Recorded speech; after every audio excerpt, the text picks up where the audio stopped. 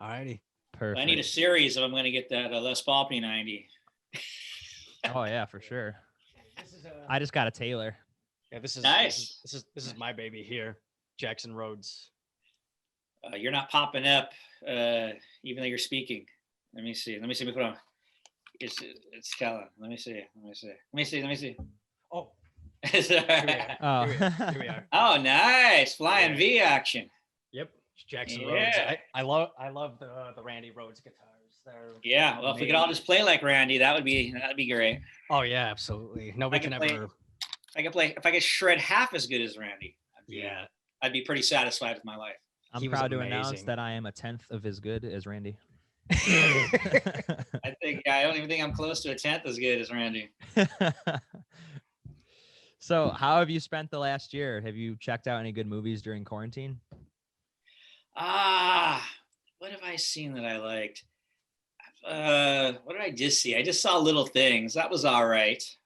Oh, was yeah, all the right. one with Jared Leto. Yeah, Jared was interesting. Yeah. But the script I thought was kind of like, seemed like it was written in 1970, not meant to be in 1970. I don't know. It was written in like 1990, I think.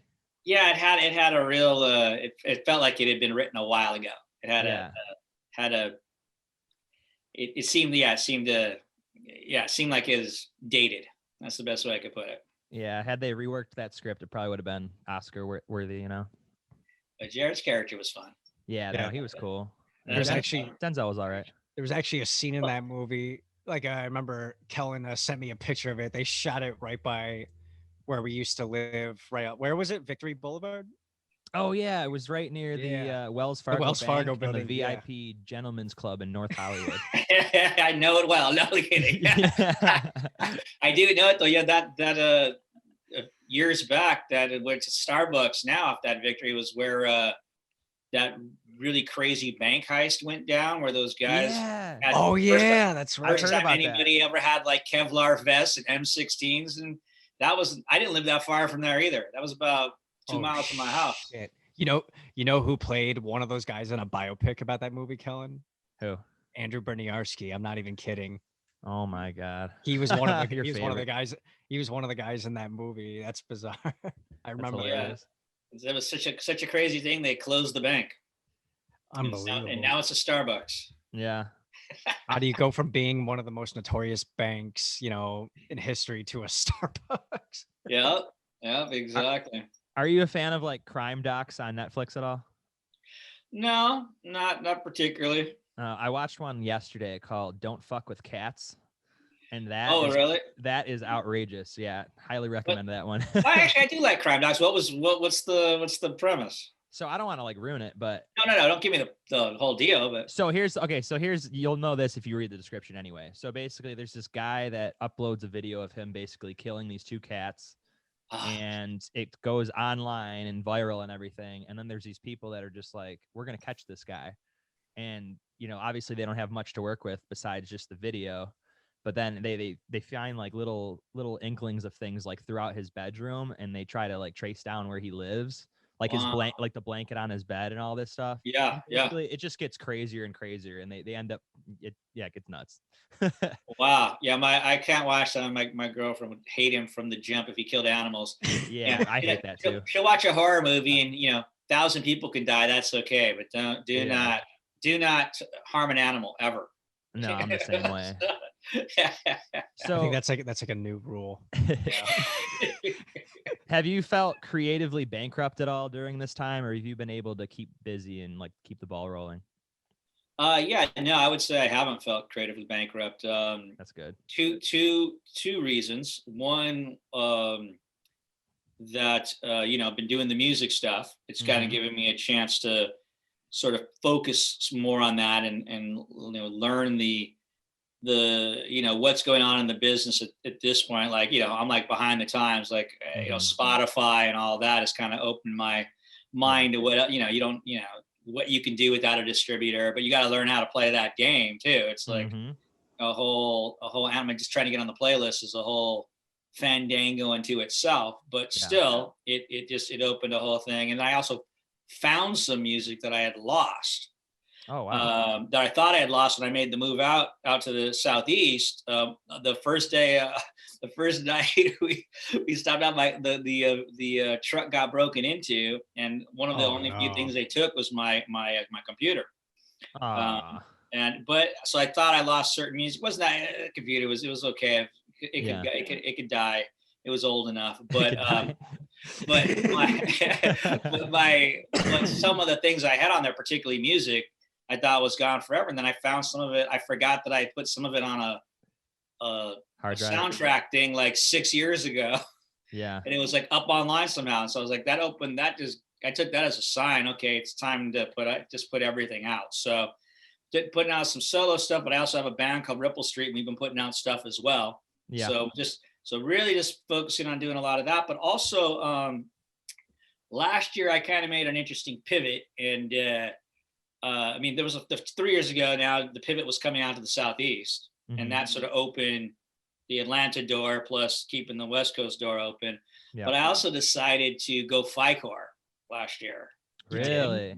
Yeah. I've noticed a lot of people are going from union to FICOR, especially ever since like with that stuff with SAG after back in June, like with the whole healthcare thing and all that. Correct. Yeah. So it was two things. It was that, yes, things were super stalled because of the protocols, which I understand, protocols and needing them. Yeah. But the other thing was, my manager had brought it up many times, saying, I think it might be to find some more work for you, particularly obviously in horror and independent film. And I kept saying, show me a payday. I'm not doing it for nothing. I mean, we sort of put up an amount, dollar figure on that. And then that happened. A movie got offered, and then it was a good number. But then in the negotiations, because they ran into the wall with SAG, they decided to go, and that kind of sealed the deal.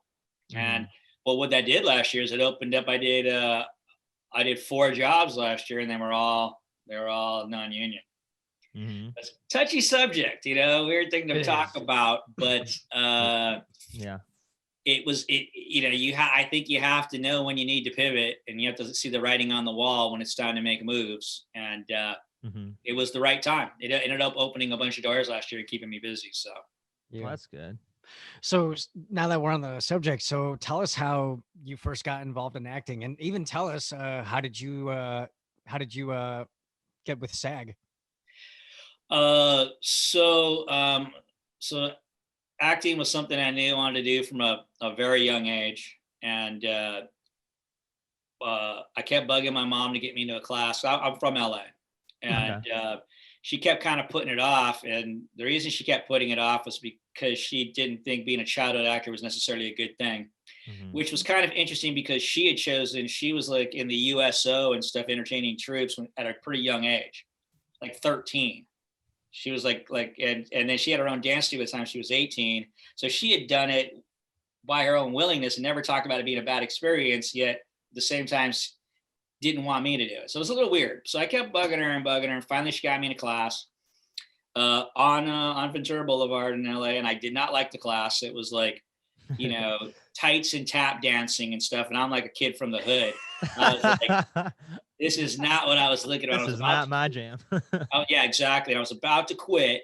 And then this guy stopped me on the street. And my mom, he said, I like this kid's look. Is he an actor? And so he said, I'm an actor and I have a class. His name was Virgil Fry.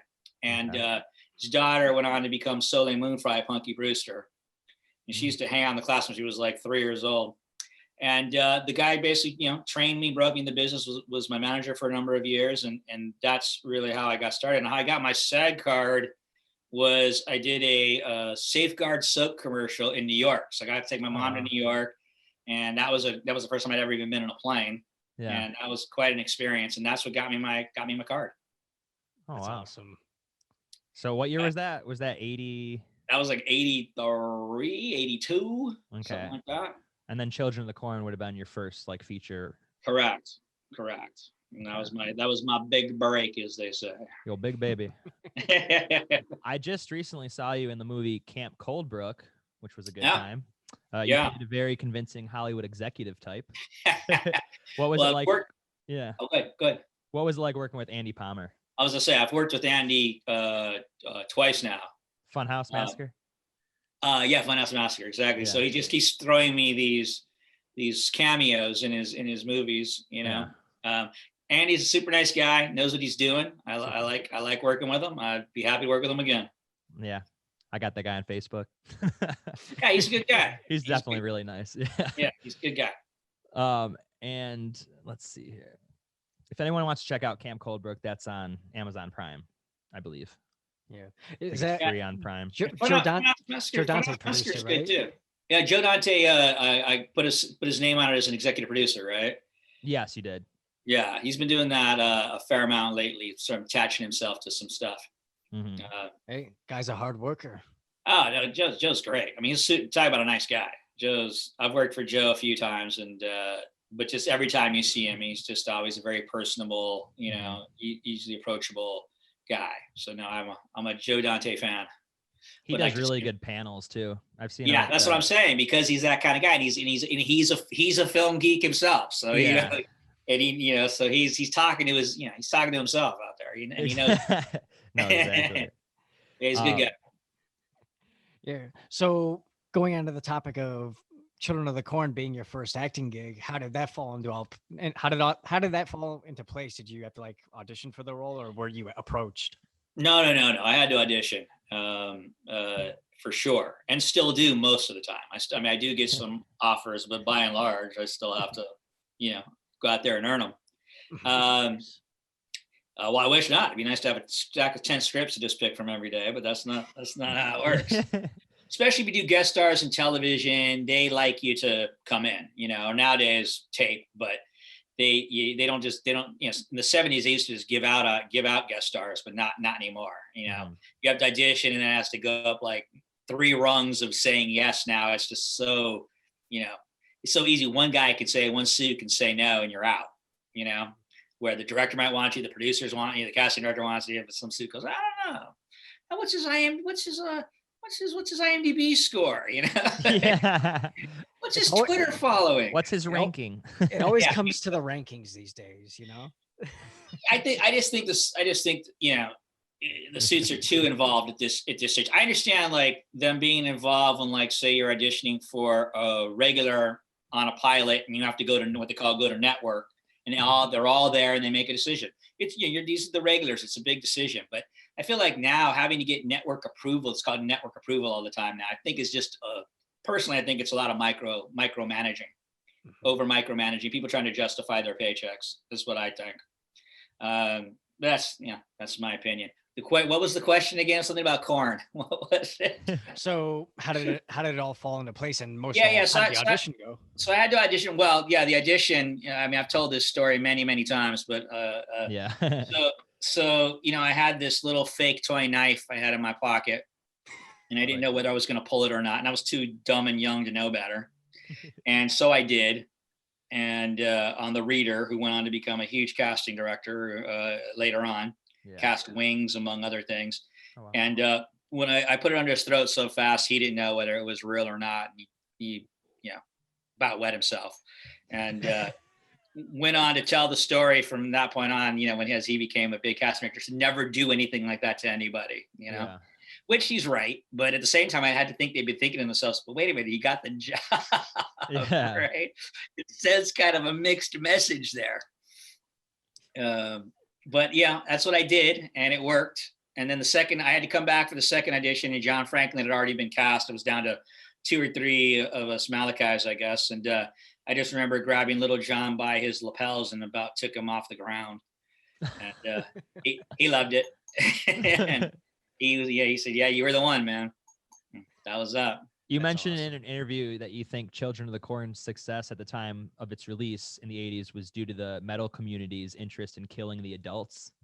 Absolutely. I think metal was the scene, right? Yeah. And it was definite defiance, right? And definitely defiance against adults. So I think it was, I think it's a very, very much a metal vibe kind of movie, and from that point of view. And I think that's why generation to generation, just like rock and roll generation to generation always gets rediscovered, because it's teenage rebellion, right? And that movie has that element. So I feel every new generation that sees it, that has angst toward their families, it plays right into their desires on some level. So kids really were that rebellious then, huh? Yeah, man. I mean, I wouldn't say that rebellious, but I'm saying, having grown up in Los Angeles and having lots of friends in Glendale, and metal was, Randy Rhoads came out of Glendale, That's right, he did. It was the metal scene was pretty big in Los Angeles at that time. Sunset Strip. I mean, all the bands came. That's where you came to cut your teeth. Poison, Guns N' Roses, all of them. Is it true that in the original story, your character Malachi's name was Craig Boardman? Not that I know of. Where'd you get that? I read that online somewhere. Not that I know of. I mean, if you read the short story from King's Night Stalking, which they reissued it because of the movie coming out, Malachi wasn't a big role, but he was a character with that name. Funny. So am I missing a joke here? I don't know. Could be. So how did you and John Franklin get into character before the cameras turned on? I mean, after all, the characters you guys played were very sadistic kids. Menacing. Yeah. I can't speak for John. I don't know what John did, but John was a very theater trained actor already, and he was quite a bit older than he looked. So he was ready to go. I mean, he had a lot of experience doing theater out of Chicago and tours and things. And so, I mean, I don't know what he did to prepare, but he certainly was convincing. That's for sure. It's freaky though. Yeah, I'm a kind of a methody kind of guy, trained in kind of method and such. And I don't know, you're always finding a way to lock in, right? That's always, whatever it is, you're trying to find a way to lock in. And I just remember, walking from the trailer there was a cornfield path to the wide open cornfield. It was just like, getting psyched up, you know what I mean? Like stepping out into the arena. That's the best. So it would give me that moment to like get myself all full in gear by the time I walked out. And by the time I walked out there, to me, I was, the way I look at it, when you're really, really in the zone, it's like the Courtney Gains, your ego is kind of like in the back of your head observing, because you have to go over here or go over there. Mm-hmm. But I'm really, 90% the character and, thinking from there. And that's like Fritz Kearse, the director, kept saying, "Are you okay? You understand what I'm saying?" Because I'd be looking like I was going to eat him for lunch, And I'd be like, "Yeah." And then we do a rehearsal, and he'd be like, "Is that how you're going to do it?" Because I don't do anything in rehearsals. I don't want to know what I'm going to do, nor do I want you to know what I'm going to do. You want it to be a surprise. Yeah, and you figure you get maybe 2-3 good spontaneous takes, right? Yeah. So I would just be like, "No, just roll. Don't like it. Tell me what you want." And then it would just I'd go off, and it worked out pretty well. So that's hilarious.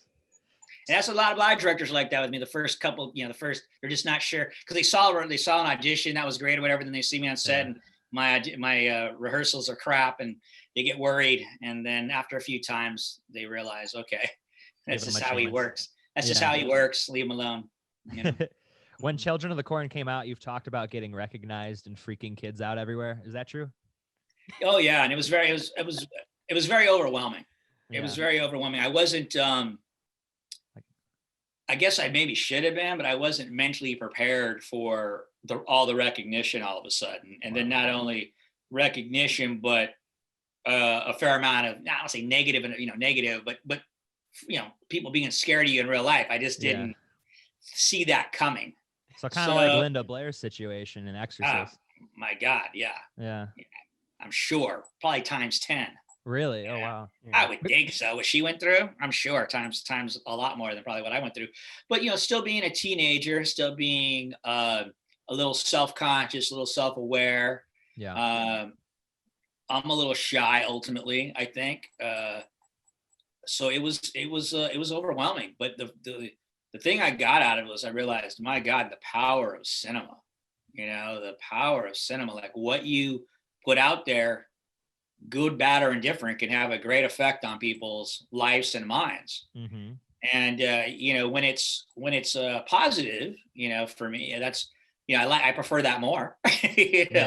For like sure. when, when somebody come, I've had people come up to me from like, say like Can't Buy Me Love, which I saw on your poster, saying, yeah, I was a football player going into my senior year of high school. Couldn't wait to razz the freshmen. And then I saw that movie that summer and I couldn't do it. Ah, And you're cool. like, whoa, like, right. Like, That's really cool. wow, that got under someone's skin enough that they took a look at their own behavior and stopped it. To me, that's powerful. When cinema can do something like that, or somebody comes up, say from like Memphis Belle, I got a convention, somebody come up and say, I saw that movie with my father, and he was in World War II. He was an airman, but he never ever talked about it. We saw that movie together, and then he opened up and he started talking about it. Oh, that's super cool. Wow. Yeah, you're like, whoa, the power of cinema.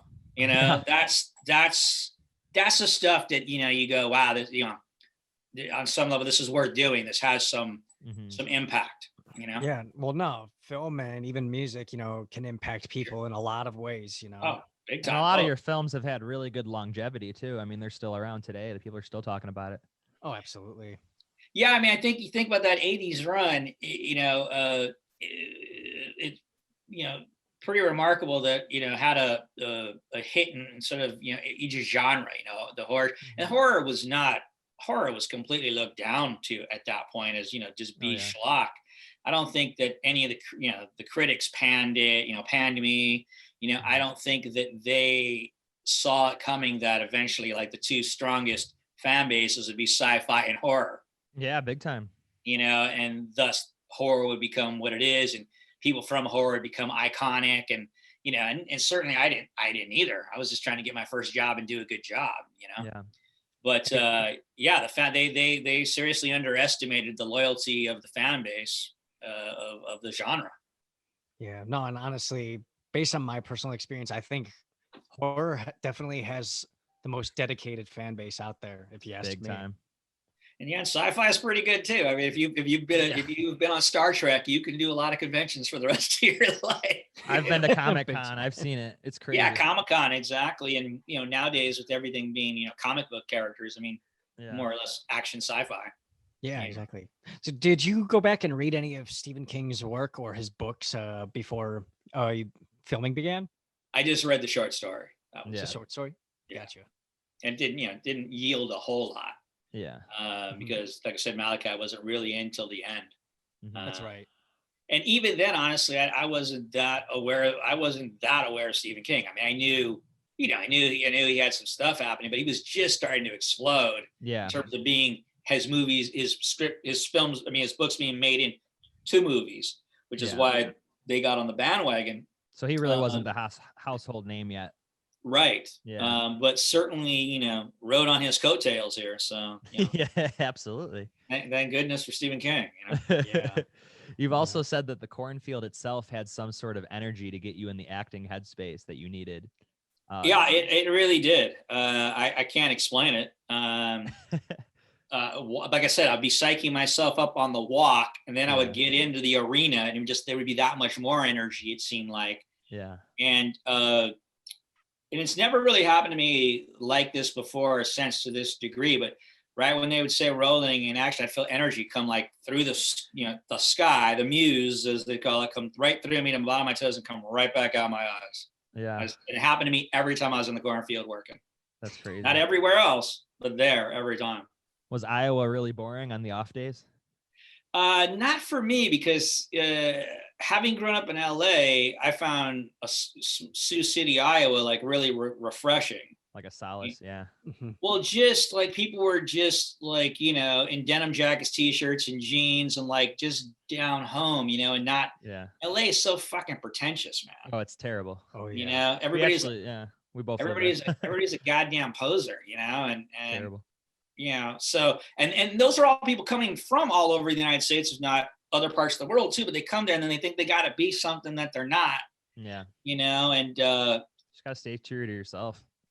Easier said than done, right? But yeah, and I mean, I think if it's, for me, it's just about the work, right? So like the rest was always whatever, and luckily in some ways I was never so famous, so big that I was getting all the temptations and spoils to the maximum level that you might get, that might take just like it takes all big bands down, right? It's the women and the drugs, and Pretty you're much. 20 years old, well, right? You have everything at your fingertips, and it's pretty much you get caught up in those addictions, as it were, which would be, Yeah.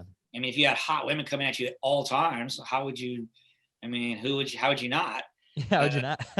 Exactly, but you're going to lose yourself along the way. I mean, there's just so it was never like, I mean, I'm not saying some spoils. I'm not saying that at all, but I'm saying it wasn't so insane that that I wasn't able to. I always knew what was most important, and it's still the most important. It's the work itself. And I always say it doesn't matter if I'm doing a $40,000 movie or a $40 million movie. My job's the same. And exactly. I take it just as seriously. Yeah. Work hard, stay humble.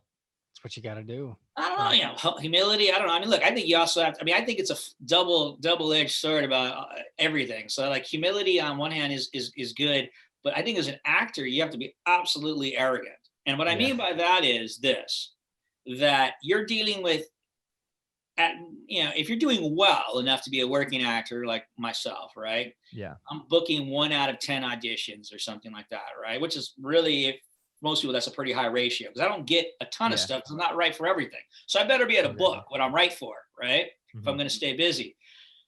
So that means 90% rejection. Yeah. Right? Okay, and that's when it's going well, right? How about when there's times you're on a high streak and you go in and you don't even think you're doing good auditions, but you're getting jobs. And then there are other times you're like, feel like you're slaying it and you can't get arrested. Yeah. Right? I mean, that's in my 35 years. That's, my experience of the ups and downs of it all, right? Yeah. If you're not arrogant enough when you're getting going 0 for 30 or something or whatever's happening, right? To go, it's not me. It's them. They don't know what the fuck they're doing. They don't know how good I am. I'll show them. You have to have that. You have to be able to reject their rejection and say, no, I got the goods and I'm going to come in and show the next one, Yeah. And if you don't, you're going to get eaten alive. I mean, I really believe that. So on some level, you have to be a little arrogant. You have to have a high belief system in yourself. Not that I don't have doubts. Every good job I get, I have doubts. Am I going to get there this time? Am I going to make it this time? Am I going to freeze up and suck on set this time? I have all those doubts. But at the same time, I also know that I always say, look, I mean, I'm not the biggest actor in the world, but I don't give a fuck who's out there. Name the biggest actor. This was fucking boxing. You would not want to get in the ring with me. Yeah, no, sure. No, definitely not. And that's how I feel about it, right? So that's a certain amount of arrogance to say that, right? Yeah, no, absolutely. Like I don't care who you are and how big you are. If this was a fight, you wouldn't want to get in the ring with me. You just got to prance in there and be like, do you know who I am? Because I will throw down. I will throw down. I will throw down. Choose your battles wisely. And that's that level of, there's that level of arrogance there at the same time. And like I said, I think you got to have it. I think you got to have a little hubris. Gotta have a little spine. Yeah.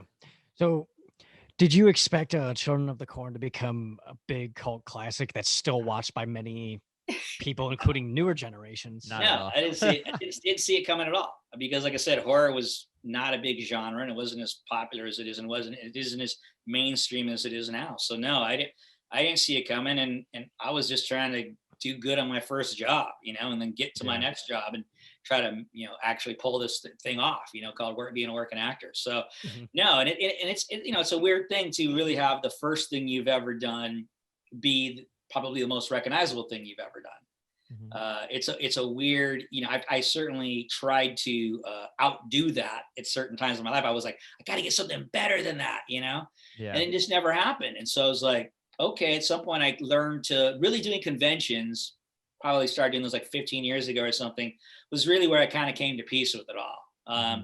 Because I wasn't really at that time on the internet much, and just didn't really understand that the impact that it had. And not just that, but the Burbs, I had no idea the Burbs had a cult following like it did. Yeah. I really didn't know. I mean, there are some die-hard Burbs fans out there. I mean, big time. Absolutely. It's such a great movie. And, I sat down and watched it again recently. You know what? I can. It's just like there's just some very funny scenes. You just have to laugh at, especially like Corey Feldman's character. Just how Right. he's that typical rocker stoner kid. Right. Yeah. It's just got such a likable cast too, though. Oh, absolutely. Yeah, and then just Joe Dante's sensibilities, obviously. Absolutely. I mean, his directorial sensibilities are all over that movie. It all came together. Yeah. But yeah, when you think about it, sometimes I think about it and think about just not just like say Tom Hanks and Carrie Fisher, but but even that. But we start looking at like all the little roles, the people that smaller roles that Joe Dante's worked with those guys. Those guys all have great histories. Like every one of them, like they were at some point in their careers like really rolling, and he still recognized them as talents, the people that made a difference. You could tell that he loved from like a Roger Corman film, when he was a kid, and they're in his movies now. And I love that element. There's so many good people in that movie. Have you ever felt typecast because of Children of the Corn, or do you think you've received plenty of variety of roles? I wouldn't blame Children of the Corn for my typecasting as well. I think every actor feels typecast. Like Just I in think general. in some ways, I think the bigger you get, the more typecast you become, right? I mean, like, Yeah. like what else can Vin Diesel do at this point? Yeah. Or like, even like Dwayne Johnson and all those guys. Right. Yeah. I think like Vince, like because he has that one franchise, right? It's like, and it's like made him a wealthy man, but like he can't really, he probably could do something else, Absolutely.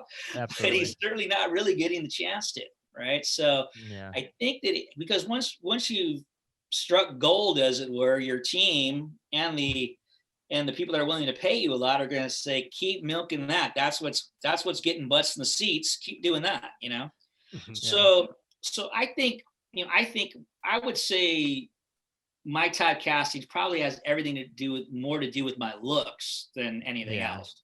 Right. Yeah. Like, it's like, I'm not, I'm obviously not a leading man, I'm not your standard dark-haired, broad-shouldered, strong-chinned dude. Right. I'm not that guy. Right. But you got you got that unique look that sticks out to people, and that's what made you very recognizable. Correct. I have a unique look, but there's certain things you're going to get cast in, right? Like I'm going to get cast, like, and even Children of the Corn, I got cast in a guy from the Midwest, right? Because I fucking look like a guy from the Midwest. You definitely. Like, I've done Civil War movies, right? Like I did a Civil War movie in Virginia.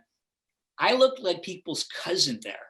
I was like, holy shit. Like I look like everybody here, I grew up in LA. I didn't know how people looked in Virginia. Yeah. But when I looked around, I felt like out of everybody in the cast, I was the most like looking from Virginia person in the movie, So you're gonna, and then my acting mentor's from Iowa, not from Sioux City, but from Iowa. So I got a little bit of his lazy Midwestern accent because I studied with a guy for a decade. Plus, California lazy accent isn't all that different than the Midwest. No. So my look and my speech all kind of fit that groove. So that's unless you're an actor who breaks out big enough that you sort of can break your mold. Like I used to like to me like somebody like Whoopi Goldberg to me or something is an amazing thing because she just doesn't seem like she should exist. Some black lady with dreads named Whoopi Goldberg is not really a leading lady, but she's brilliant, right? And she's brilliant enough to like just surpass all the conversations and just, become a star, Big time. If that makes sense. It makes perfect sense. So apparently a few pranks were pulled during the set. I know you mentioned that you got Linda Hamilton with the sheet over the dead kid. Yeah, it wasn't me. I didn't come up with the prank, but I was there to witness it. That was day one. Oh, you were there to witness it. Okay. Yeah, that was day one. Like my first scene was when I walk out of the cornfield for the first time in that dream sequence and start walking. So literally my first moment was my first moment, which was kind of cool. Mm-hmm. And I didn't have any dialogue, which was kind of cool. Get your first moment under your belt, something you can handle. So it was smart of them. But so in that sequence, after my walk, she's supposed to be asleep or whatever, and she has the dream, and they snuck Jonas under the sheet for real, not the dummy that they had to run over, and everybody's like, oh, like, this is what we do in movies. We prank everybody. Yeah. So first day, best prank ever. Still to this day, best prank ever. And yeah, she jumped back like 10 feet. You know? Oh man. She was great. She's a great sport though. Like she got scared, then she was like, yeah, sons of bitches, you know. Did she get anybody back? Not that I know of, but that would have been funny if she did. But she's a super, super nice lady. Oh, amazing actor. Yeah, she seems like it. Yeah, she's real genuine, man. Was there any kind of cast party for the film once you guys wrapped? Yeah, there was, and yeah, that's a story I actually like to tell just because it's crazy. So yeah, maybe you already heard this story. So no, I have.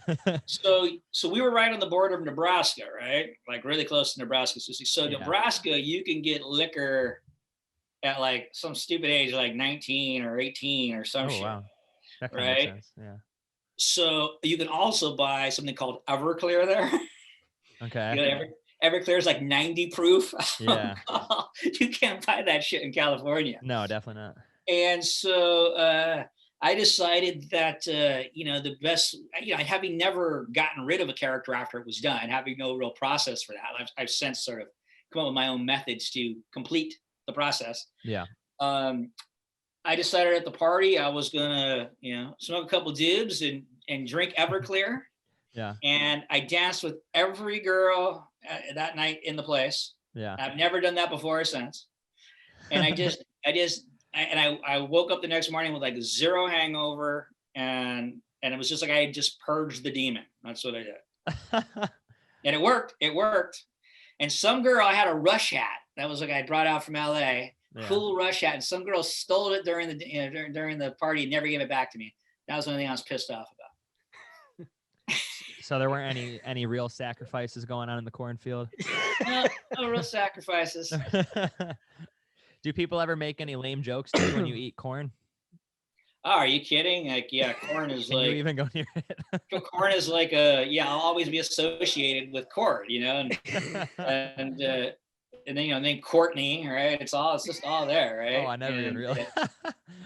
And I've had people. I mean, I've signed corn. I've signed corn stalks. I've had people bring me a fan at a convention once, and I still have it. Brought me a 1950s poster, like an advertisement for like corn. Oh my God! It's cool though. I like it. So you still got it?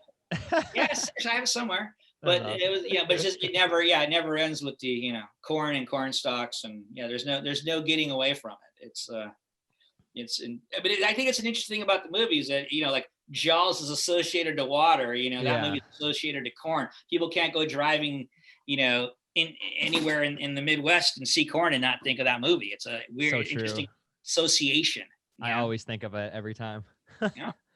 So not long after your breakthrough role in Corn, you found yourself acting in one of the most popular 80s films of all time, Back to the Future. Yeah. How fun was it to be on such a legendary set? Well, again, I didn't know it was going to be, one of the biggest trilogies of all time. I had no idea about that, but we did know, Spielberg was involved, so that gives you a lot of hope, right? That's what I mean. Yeah, big time. The thing that was interesting for me is the first film I ever did was a short film, an AFI film with Crispin Glover. Oh, really? Yeah, wow. And you can get the whole thing now. It's called the Beaver Trilogies. 3 people have done the story. One of them being Sean Penn.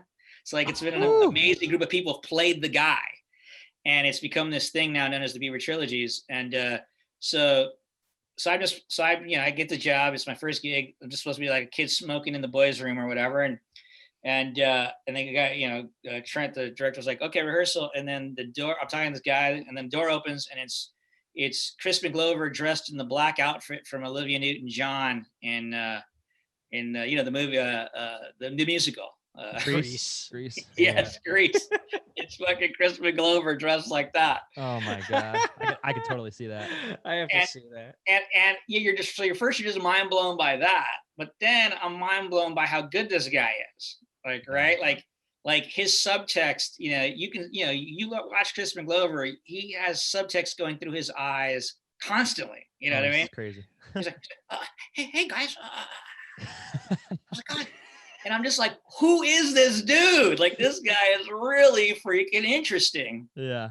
And then, so we got to know each other a little bit after that. And so, when I went on that set, he came right to my trailer and said hello. And, that's kind of, it puts you at home when you know somebody on a set, and especially somebody who's like starring in it and all like that. It was really, so that was really good. And then the other huge bonus was, so, Eric Stoltz was originally the lead in that and got let go. Yeah. That's right. Biggest, toughest thing that ever happened to him in his career. And so I had already, when you hire an actor, you can do what's called a drop pickup once. You can drop them from shooting and then not let them shoot for until whenever you want, and not have to pay them. But after you do that, you have to pay them every day you don't use them. Yeah. So 5 weeks went by with me getting paid until they freaked out and found out. And then we negotiated something, but so it ended up being a small role, 3-4 scenes, whatever it was, ended up being one of the better paydays I ever had. And because of the success, the best residuals I've ever had.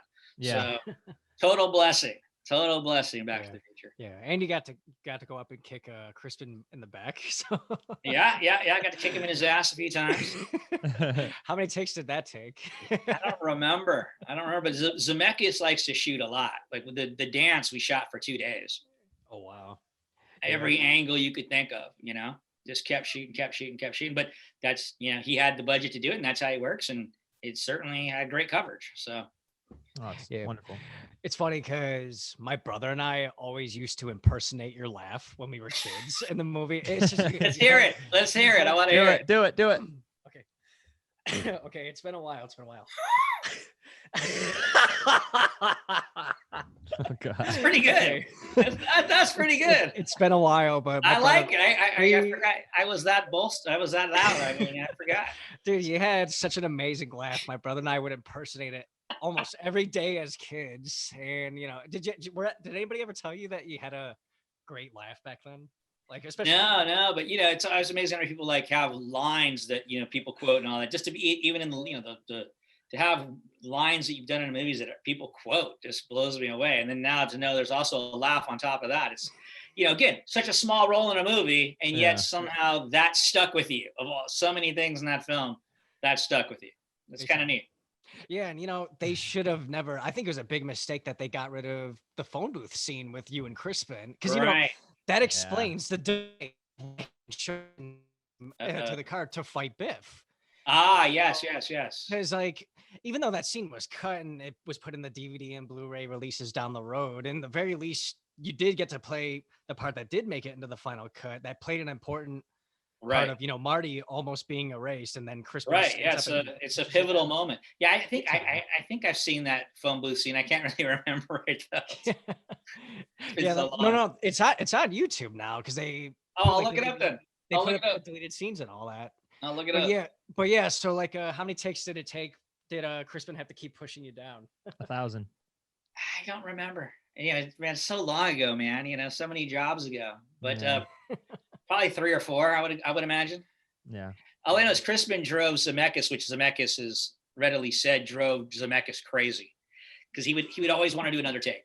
He'd always want to try something new because Crispin is just so creative, right? Oh, he's wild.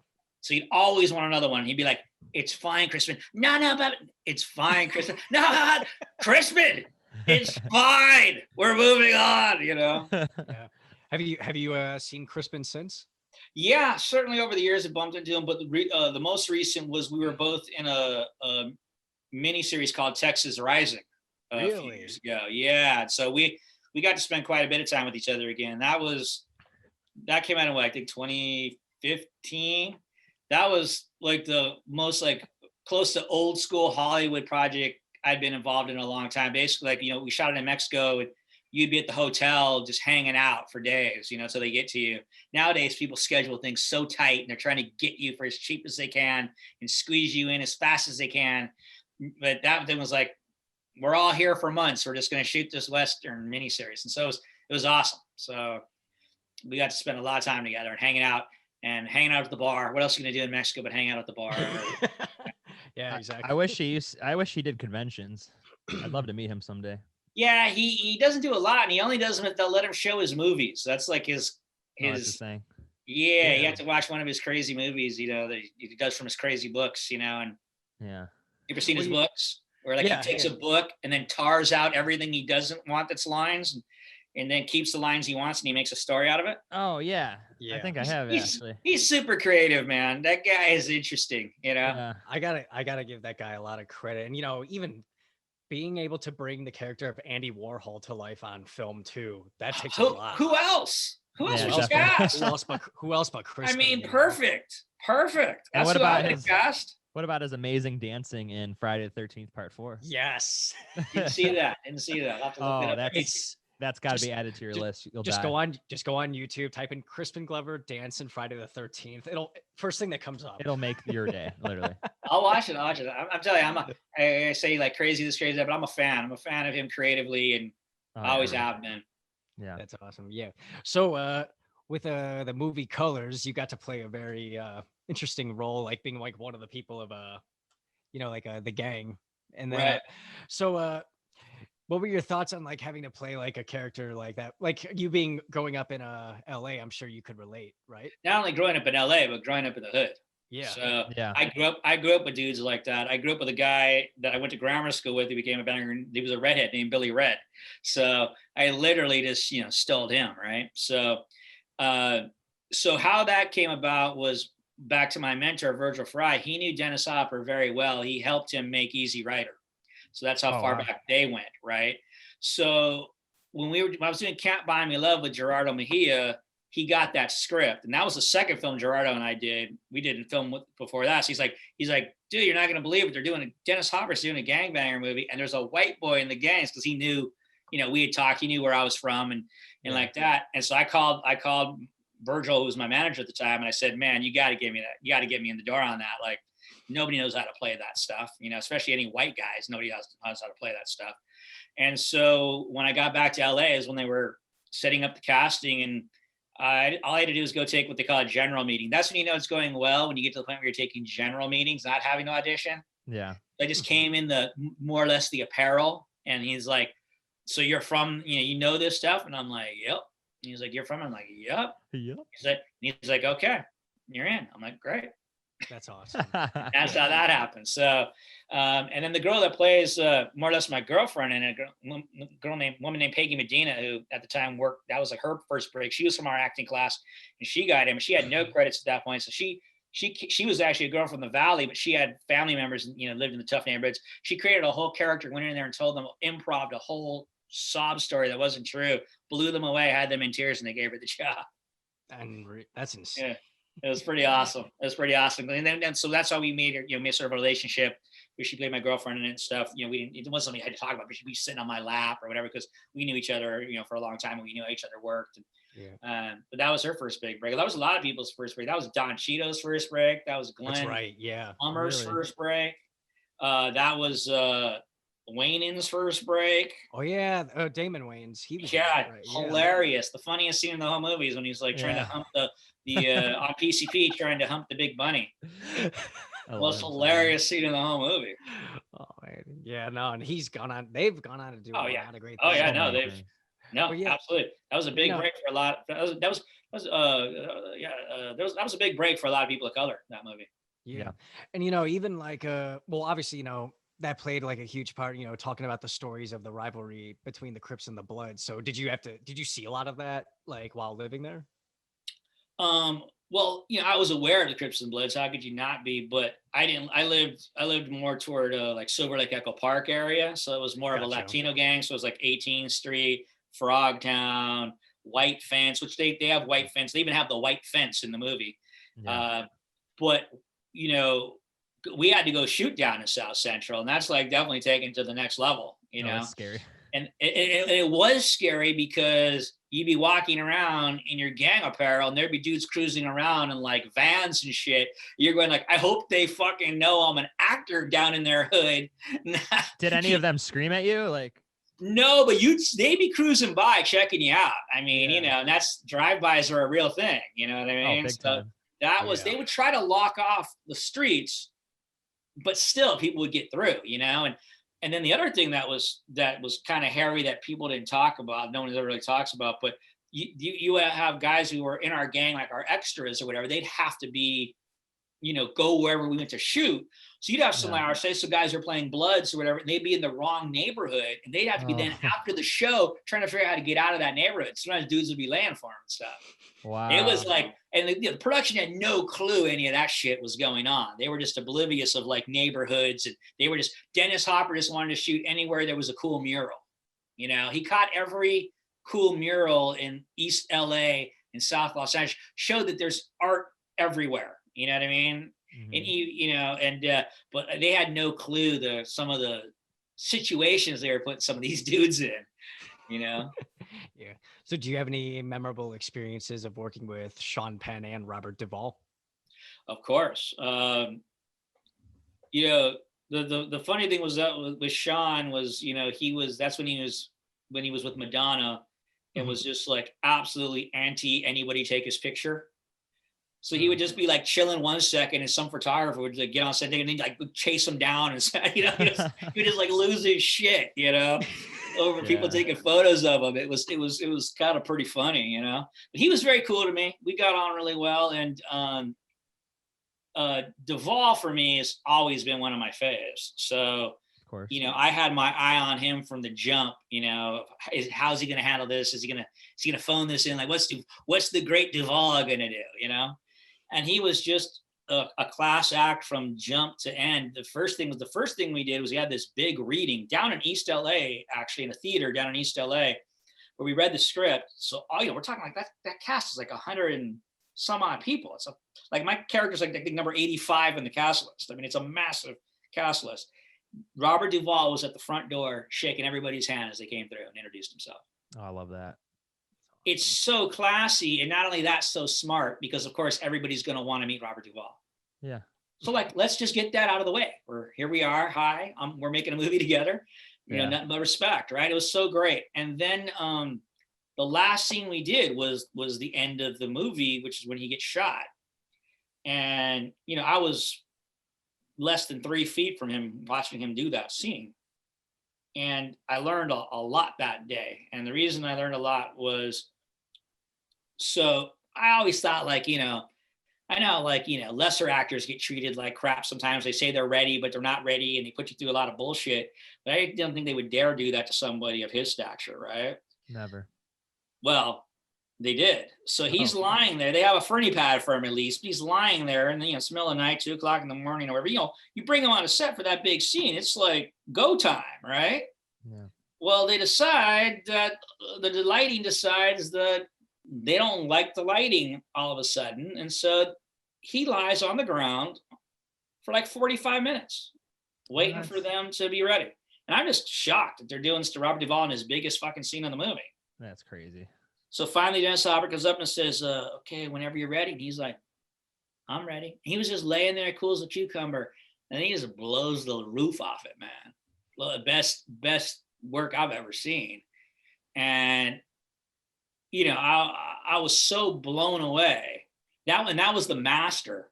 And I was so blown away. I had to go up to him. Like, and I don't normally go, hey man, talk to people when they're trying to wear. I was like, dude, that was awesome, man. That was awesome. And he looked at me and he said, I wish that had been my close-up. I don't know if I have another one like that, because he'd been sitting there so long, he just blew his wad. You know what I mean? Yeah. And he didn't. His close-ups were good, very competent, but it wasn't that, right? And the reason I always tell this story is if you watch the film, you will see his close-up. It's at a bit of a weird angle, a little weird in Dutch. Yeah. And you'll also notice it's grainy. You know why? Because they blew that master up. Yeah. Because it was unbelievable.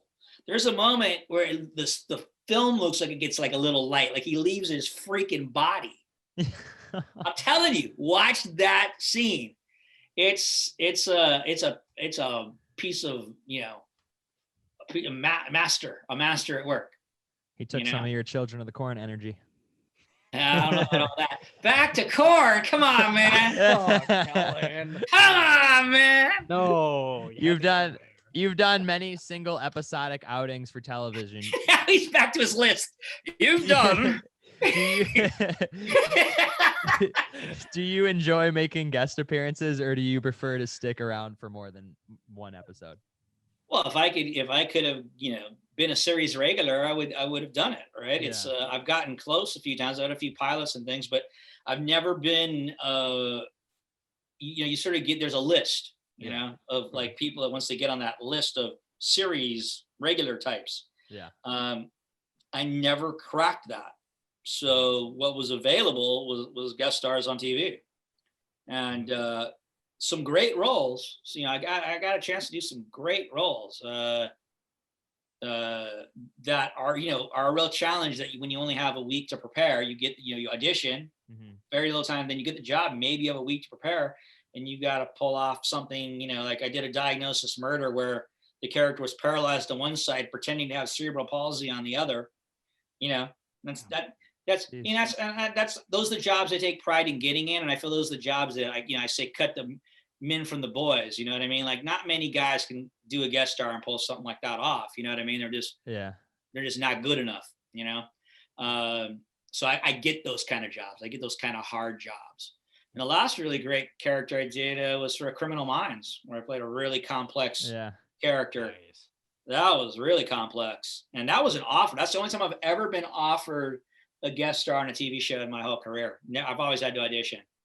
And then it was like the most confusing, complex when I went to the table read and I came in early so I could take a meeting with the director. And I'm like, I don't understand this. Like, what's going on with this guy? And he's like, let's go talk to the writer, because it was that. So we go talk to the writer producer, and even he doesn't break it down totally. And so I got nuggets from them, and I just kept putting it together. But it was a very complex character. Lots of different things going on, post-traumatic stress, all kinds of things. And but it was a great role. So TV's offered me some wonderful roles, But yeah, would I take the series regular and take the cash?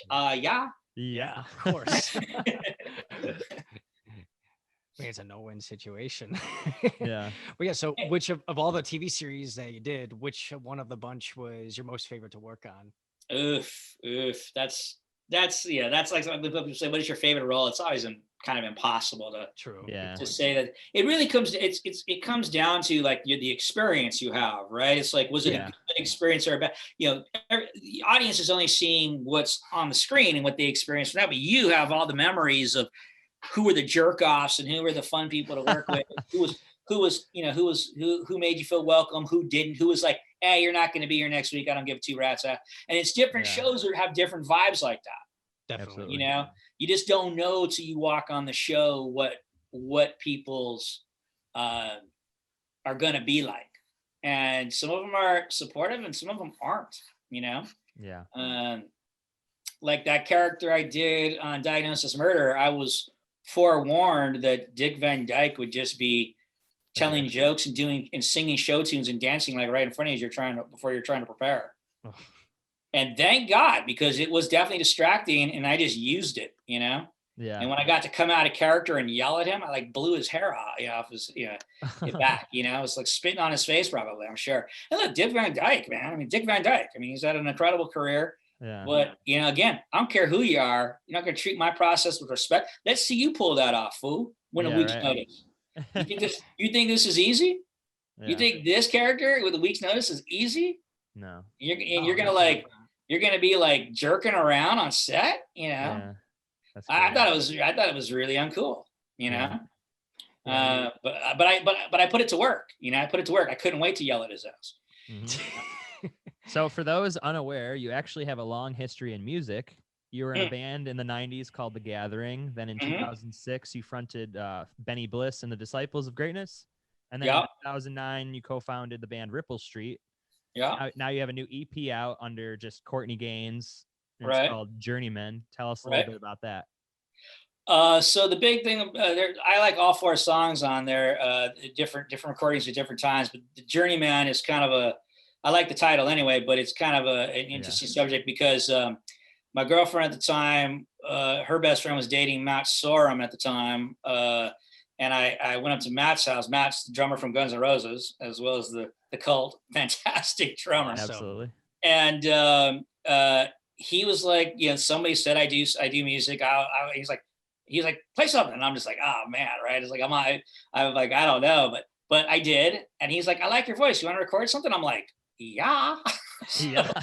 So put a band together, and that was the song I felt was the strongest song. And then we tracked it, and that was a really great experience. And then it really needed kind of a really good blues lead guitar on it. Yeah. And I said that, but I didn't say like, anything else. I just said, well, we need, and Slash needed to go up there to record something. And so he said, well, will you do this for me? And so Slash came up and played lead on this freaking song. And, I knew that he always has a bottle of Jack sitting next to him when he played. I'd heard that.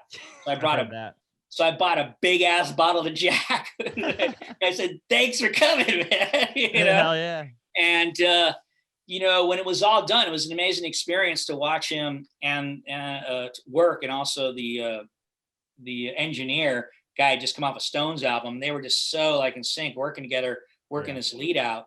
And when he left, Matt said, if he didn't like the song, he would have just done one time through, and that'd have been that. Yeah. He said, so you must have liked it, because he stayed here like 3 hours or whatever working on this thing.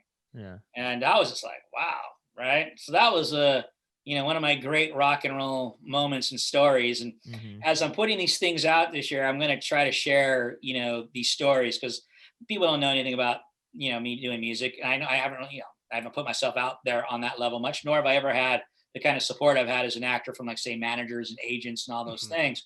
But so I've decided, like, I've had little record deals and things have never gone anywhere. And I decided, I'm not going to wait for anybody else anymore. If somebody else do it, I'm just going to do it. And I'm going to promote it the best I can. And I'm going to put myself out there, and I'm going to tell these stories. And there's a lot of stories that I have experienced that a lot of people don't know. And I think it'll just be fun to kind of put my little rock and roll journey out there, because I have a few interesting stories. So no, we definitely would like to hear more for sure. The EP is fantastic. I really enjoy it.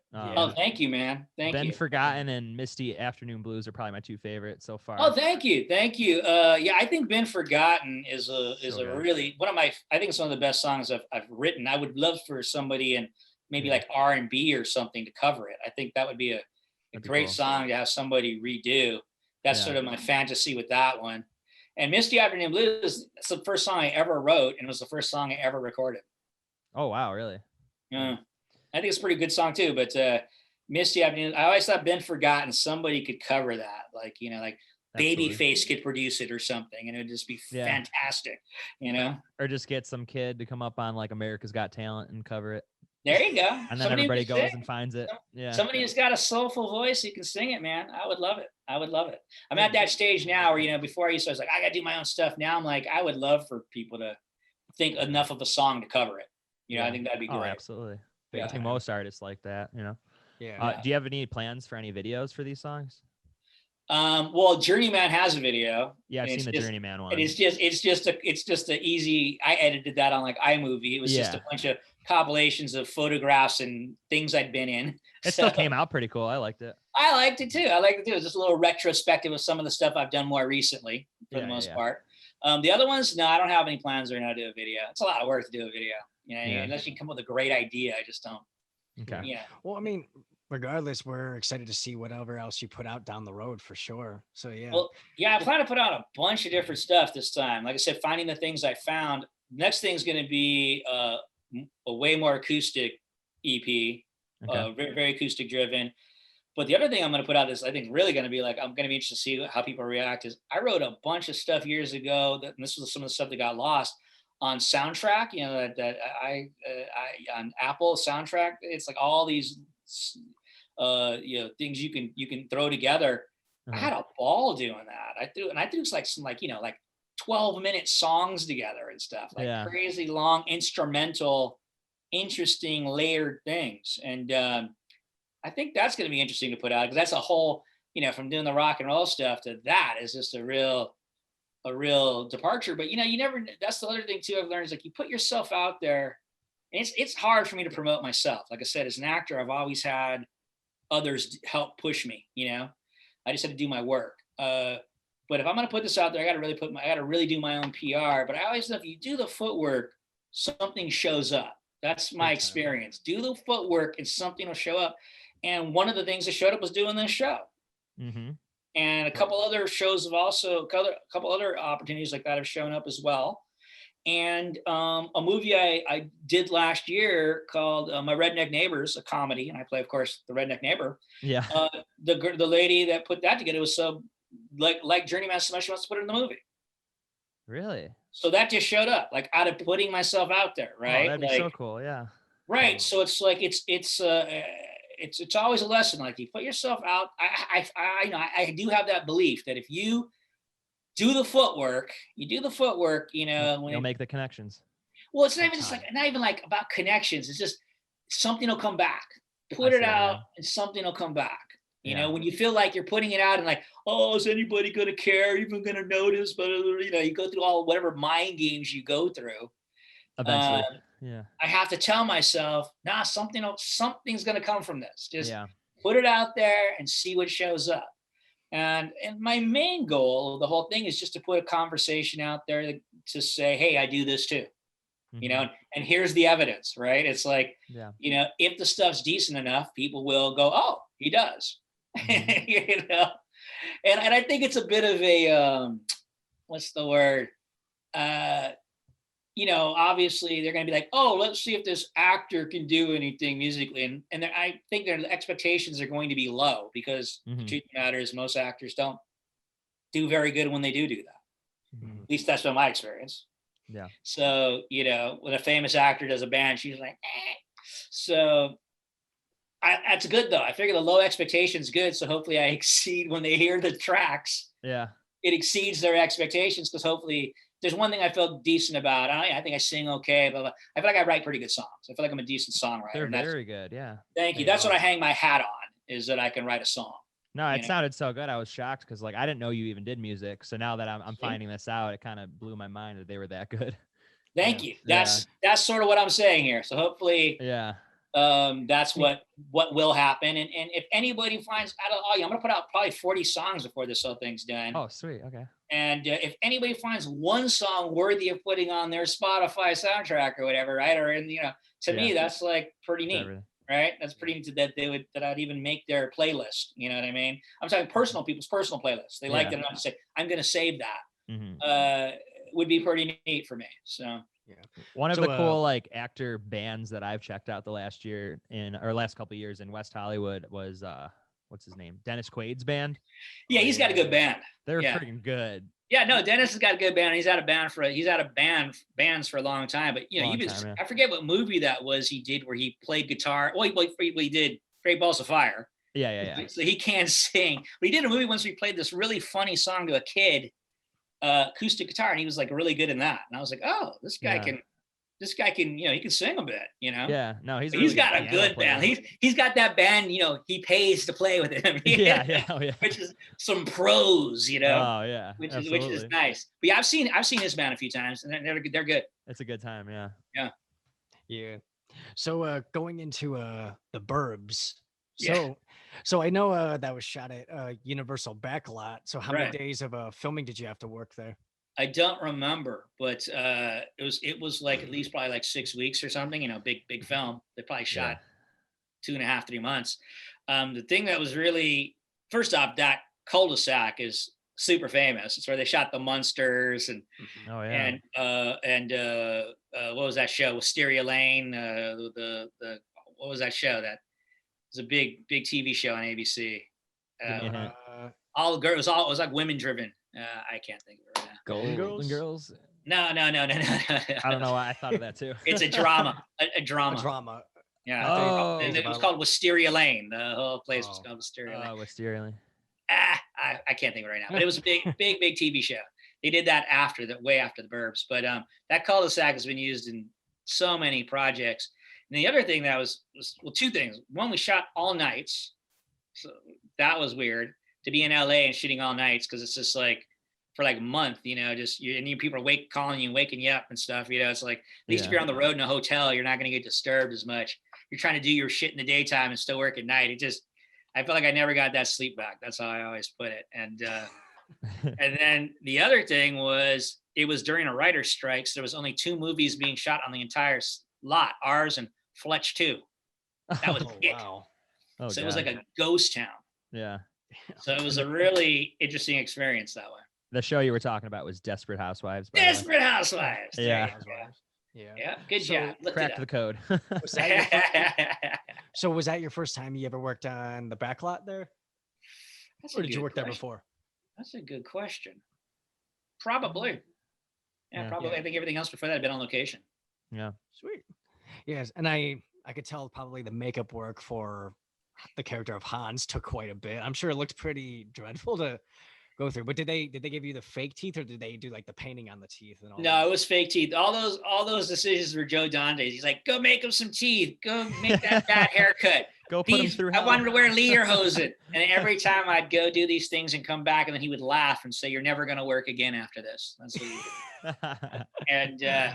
And I'm blanking on the makeup artist's name, but he's also got a resume a mile long. His apprenticeship was Eddie Munster. How about that? Oh wow. And he was great, and he was crusty. He didn't let anybody hit me out of the chair until I was ready. He'd just tell him like, fuck off, I'm not done yet. And I learned more about makeup from him than any other makeup artist I ever worked with. Michael Germain? Michael Germain? Was it Michael Germain? Yes. And the reason I learned more is because he did the opposite. Instead of making me look good, he made me look bad, right? So all his shading was to enhance all your worst parts, make your eyes look more beady, But so he would start with all that shading, see, and then he would layer on top of that. And then the last thing he did that was totally old school that nobody does anymore is he would take a pastel and use sandpaper, and so like the green like veins and stuff, that was all pastels that he would then paint on, and gave it this translucent weird vibe, Grunge. So I learned, I've used for auditions and things, I've used pastels to do things on my face because they're good, it's not harmful, and it works. And it's still effective, yeah. I learned it all from him. Yeah, so when you slid and you fell, that was you, of course. It wasn't a stunt double, right? No, that was a stunt double. It was? Oh. I know, not necessary, but when you're in a big movie, they do things like that.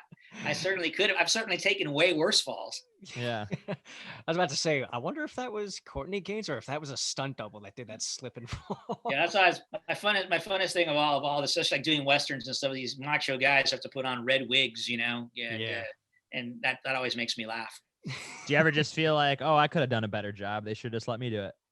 No, I thought his fall was great. Actually, I like the way he slid, like 1 foot slid for a while, then sort of threw himself up. It was good. Yeah. It was a good fall. I don't knock his fall at all. Hell yeah. I think But no, I would much rather have a stuntman do things. That was minor. You never know. Anything could happen though. Yeah. But twist something. But on horses and things, I'm all for the pros when it comes to like doing something really tough.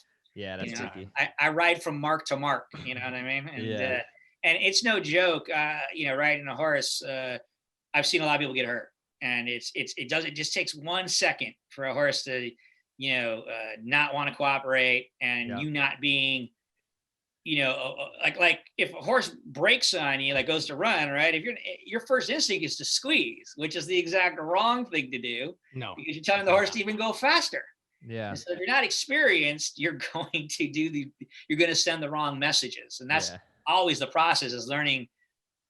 What as a horse person, limited like I do, and then what communicates to that horse you're going to get on. And then I'm adamant about do not switch horses on me. Mm-hmm. Like next day I have a different horse and shit. It's like, no, man, like I've been working with this horse for a week. Now this horse knows me and I know this horse. I'm not on that level. We got to be switching horse. And I see that's when people get hurt, big time. Yeah. Yeah. No, especially like I actually was a competitive jumper in my youth, actually. So like switching horses, it definitely, you're right about that. Cause I remember I had one horse who was very obedient with me. We had that connection. Then I had to get switched to another horse who did not want to cooperate. And then he got spooked by something. And I was like, it wasn't a bad fall, but I kind of just fell off the side of the saddle. And, I kind of just like got away from him as fast as I could. Cause you don't know. Yeah. That's the thing. They step on you. That's And different horses have different gaits. Right, like the way they trot and this and that, until you kind of get into a rhythm and you sort of learn how your horse rolls. And so if you're like an amateur and you still swing another horse, I've seen them just get thrown right off in a take, just fall right off the horse because they're not used to that horse's gait and he gets away from them.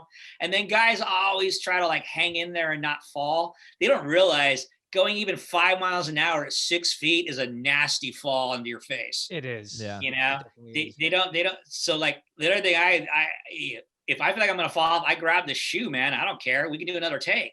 Yeah, Right? We can always do another take, but falling off a horse face first, I've seen people like break their arm, you know, break their collarbone. It's like, I'm trying to, what I'm doing a Western, it's all about surviving. That's what it is. The acting takes second place. It's not worth the medical bills in the end of the day. I just don't think people realize how bad a fall it's going to be, because you really do. When you fall off a horse, you can't get your legs around fast enough to land on your feet, you know? Yeah. Even when I fell off the side of the saddle, like I still like landed flat on my back and it just knocked the wind out of me. Like, cause you just feel like that pressure pushes into your back kind of. So it's, not on fun. that movie Texas Rising I did, almost everybody had a major accident. It was amazing. Nobody got hurt on that. And only one time with me did something bad. Well, a couple times something bad happened with me, but one time was I was supposed to ride up into this a close up and like shoot.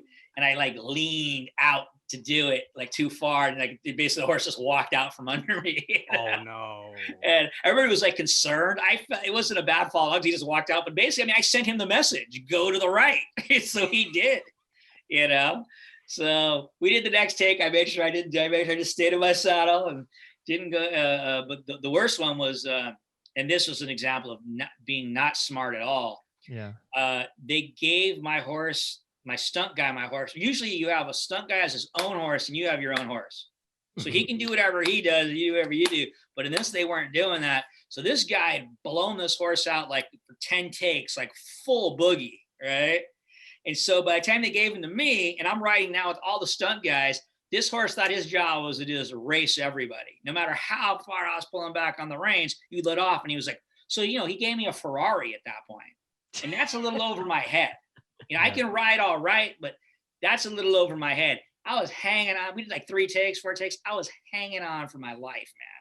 I mean, just hanging on, you know, and when he'd stop, I'd almost go flying off, you know. I was just over my abilities at that point, you know, and that was really dangerous. And I did it, but I probably shouldn't have. No, I probably shouldn't have. That was dangerous. Because once once a horse does 3-4 takes, it knows exactly what it's supposed to do. Yeah. They're very smart, especially if they're a movie horse. They know that's their job. I trot in this one, I walk in this one, but they'll go right. You hardly even have to. If there's a really good horse, you hardly even have to stop them on the mark. They'll go right to the mark. And then they gallop. You know, but in this case, the mark was like, we're gonna go as fast as we can, full boogie. Yeah. And you just and I'm just like, no. And it's like, this is what I'm supposed to do. It's like a bad 10 times. It was pretty intense. Yeah.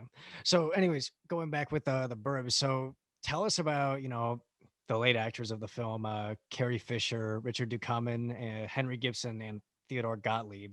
They seemed like they were such wonderful people to work with. Oh yeah, no, for sure. The biggest challenge on that movie was because there was people like Carrie Fisher and Tom Hanks and Bruce Dern, people I all had grown up and admired, to block that out when I was trying to do my gig, right? I'm like, oh my God, that's Bruce Dern. Oh my God, that's Tom. Everywhere I look, there's somebody from my childhood. You know what I mean? Mm-hmm. So that was the biggest challenge. It was a really good set. I mean, it was a really, really good set, and everybody was, people were really interesting. Brother Theodore was a really interesting guy. You know, not the character he portrays. He had this one-man show he would do in New York in the summer, where he'd play that really loud, politically crazy guy. That's it was called the Brother Theodore Review. I wish I had got to see the show in New York, but that's the character he would do on Letterman, and that he then eventually brought onto our piece. He was not that guy at all. He was a very intellectual, sophisticated guy. He would play, he liked playing chess, he would like spot you a queen and then kick your butt. That was my experience. Hang out with him, play chess, and get my ass whipped and he didn't even have a queen. That was my experience with Brother Theodore. Very interesting guy. And, obviously Henry Gibson, I mean, my God, goes all the way back to like Laughing and stuff, right? I mean, just, and, the Blues Brothers, right? I mean, great stuff. Blues Brothers, one of my favorite movies. Yeah. So he was great. And, I mean, Tom Hanks always tells, the most down to earth A-list actor you're ever going to meet. Mhm.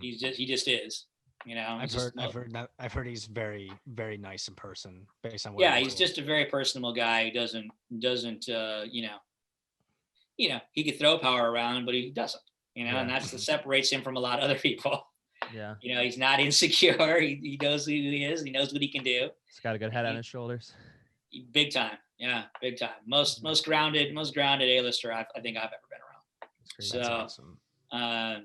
And Carrie Fisher's very strong personality. Joe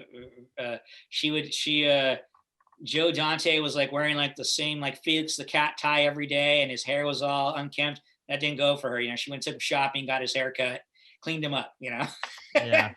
that's I mean, I don't know anybody. I've never met anybody who's ever done that to a director before. But that just shows you how strong a personality she's just like, come on, we got to go take you shopping. And it worked. You look good.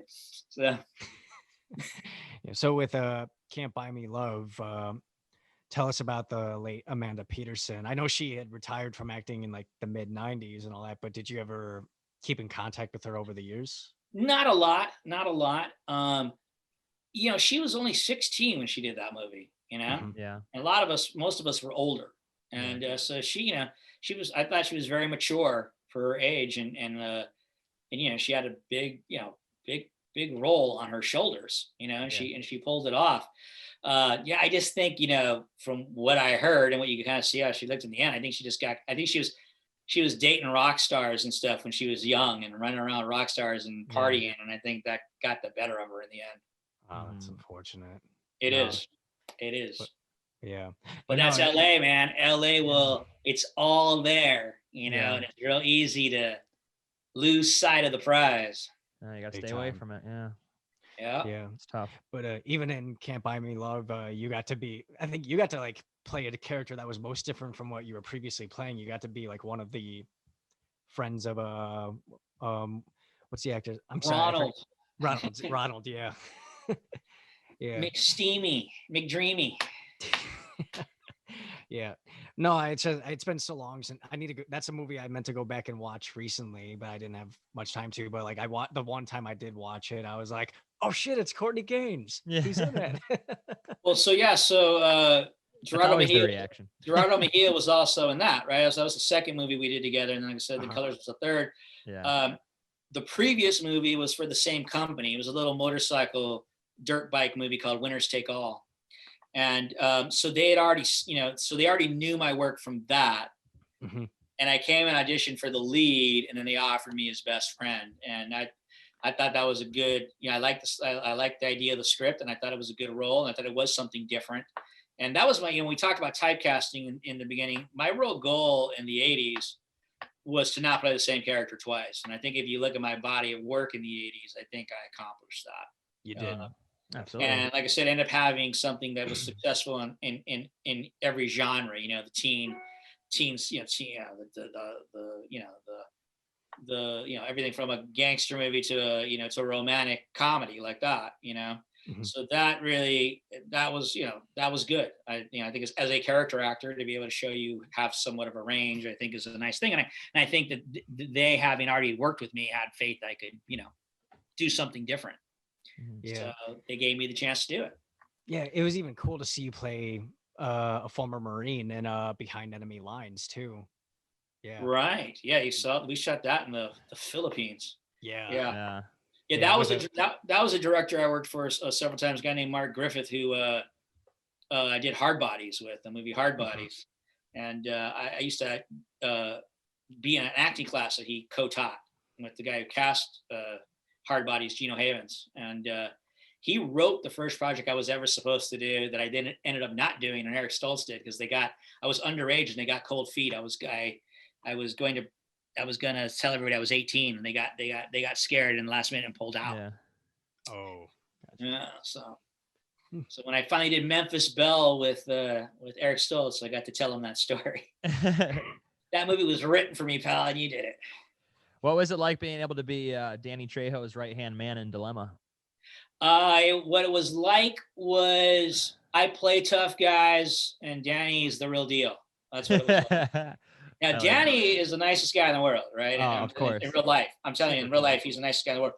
But his history is not that. His history before he became an actor, he was Folsom prison light flyweight champion. Inmate number 1.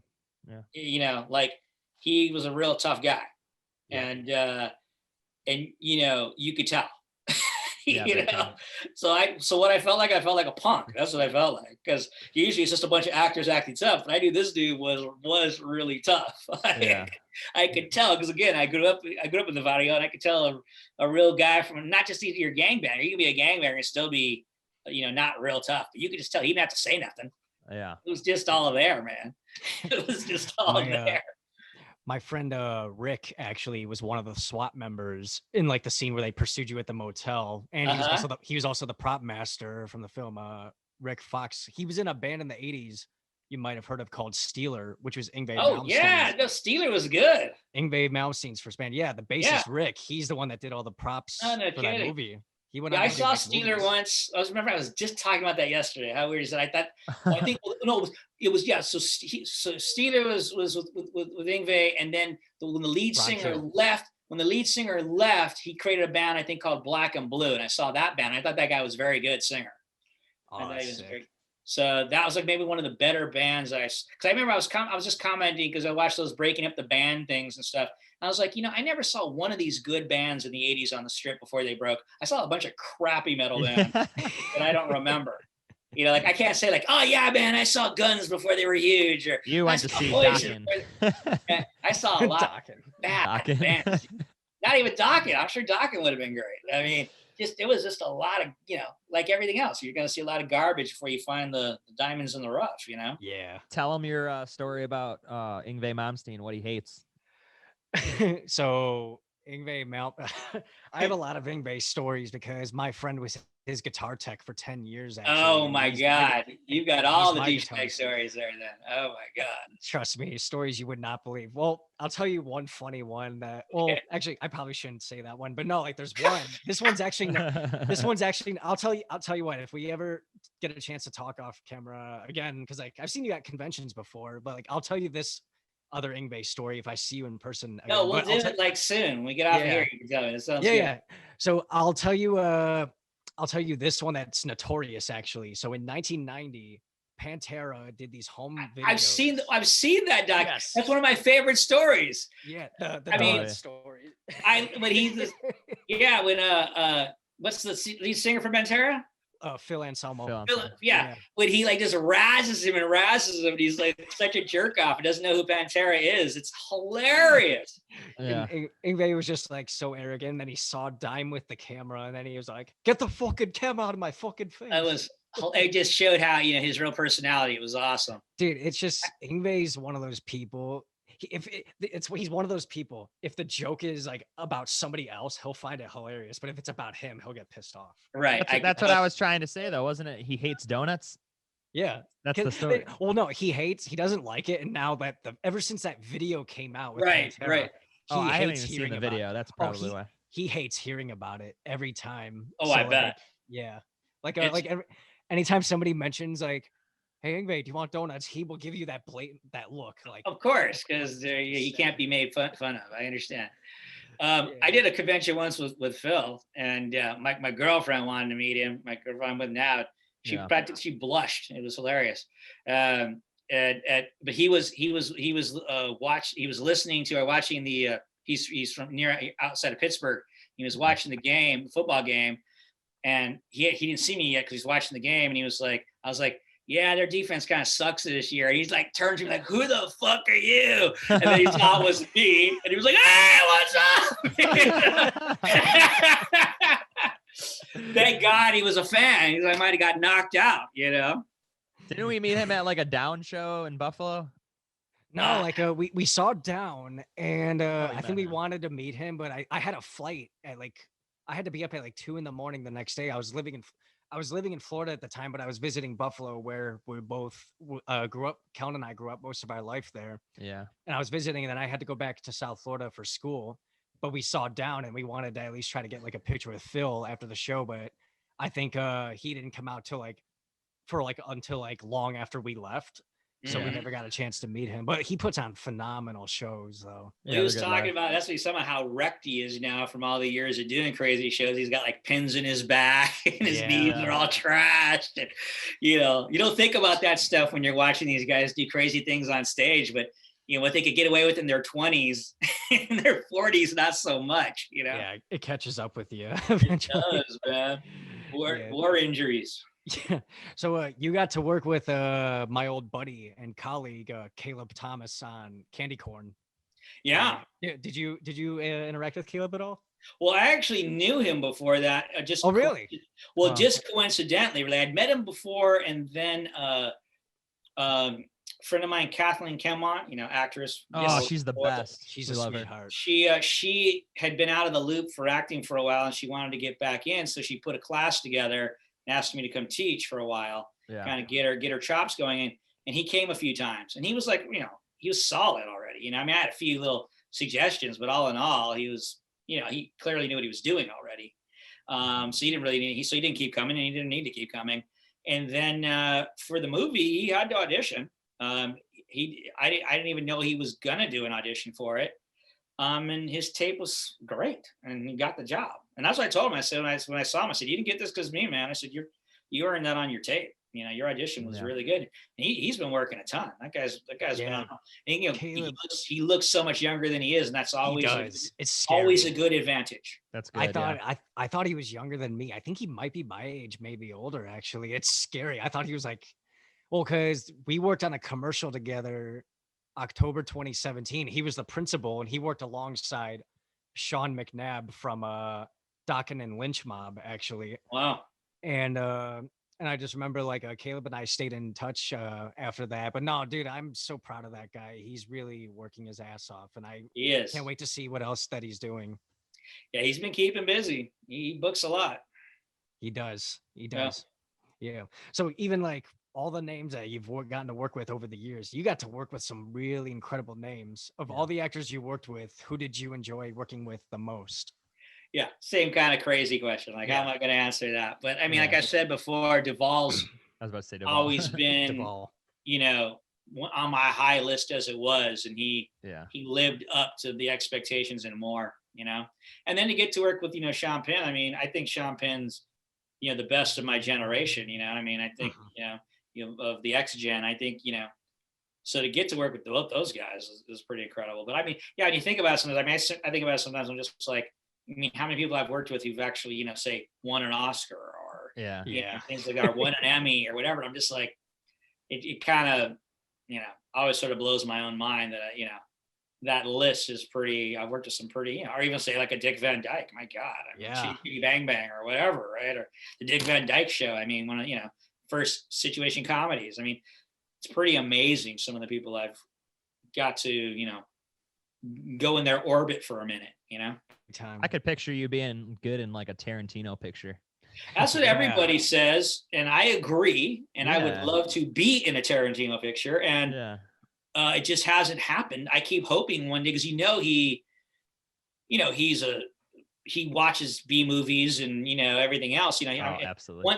One time, my manager, he made it a point to get us to a party, and I don't even do that stuff much, but it was because it was his party. It was for one of his movies getting nominated, and we went, and neither one of us knew him, so we didn't get an introduction. But at one point, he had stopped and he kept looking at me, and he's probably trying to figure out, how the hell do I know that guy? Yeah.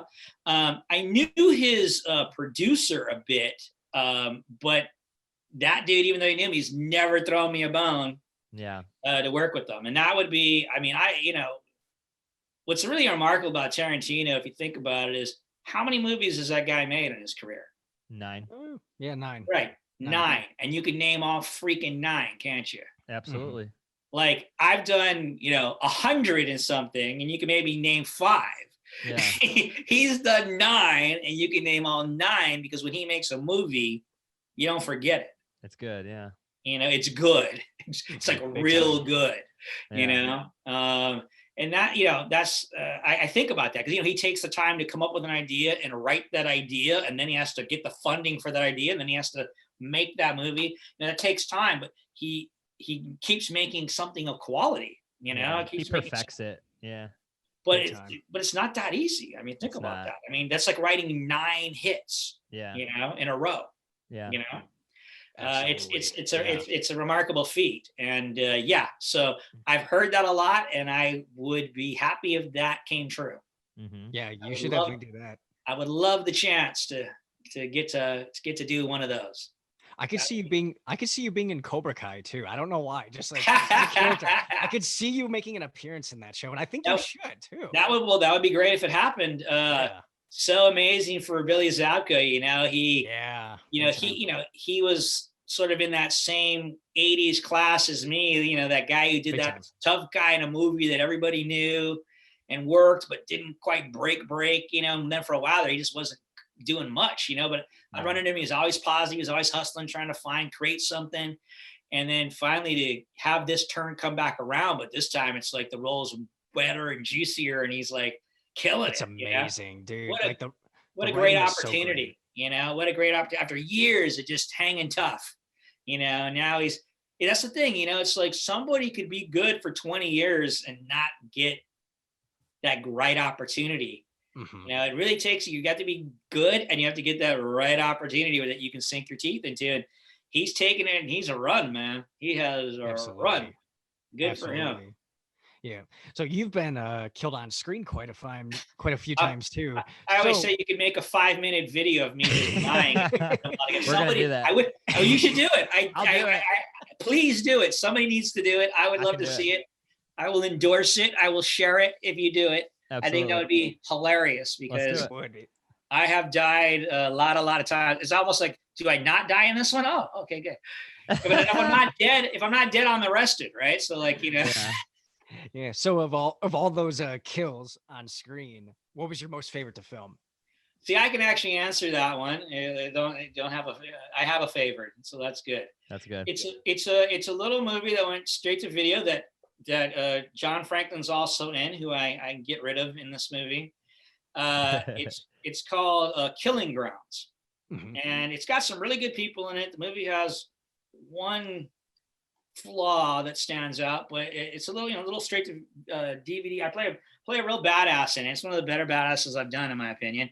Me and Anthony Michael Hall are the bad guys, and I'm in the movie all the way to the end, and it ends with me. I'm choking out Priscilla Barnes, who was actually wonderful to work with. Actually, she's super nice too. Yeah, I had a great time working with her in that scene particularly. And this little rookie officer rolls up and says, you know, let go. And I'm just like, I'm just a madman. I'm like, nah, you know. So I wait till I choke her out. Then I start coming at him. He's like, I'm gonna shoot you. And I'm just like, you got the guts. So he shoots me. And so I get squibbed up. He shoots me in the leg first, then the shoulder, and then I take 4 in the chest, right? And the thing that's really cool about it was a low budget movie, one take only. Like there was no way we were going to get another take. And so from where I choke her out to where he shoots me the first time, and then I come up and he shoots me the second time. I then take the 4. It's I don't know, maybe 15 feet that I back up. And then there's just this one, you know, very not super big pad for me to fall on. And because otherwise the camera would catch it. So it was a very tricky camera move too, because the camera had to, like, you know, hit me here, hit me here, hit me here, hit me here, and stay in focus. So it was really, from the focus puller, it was also a very tough gig, and it was a oneer. I love when you have to get it in one and you pull it off.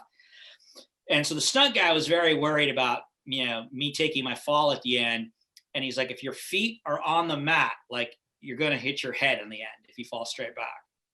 So, you know, okay, duly noted. So I end up taking all the squibs all the way to that moment.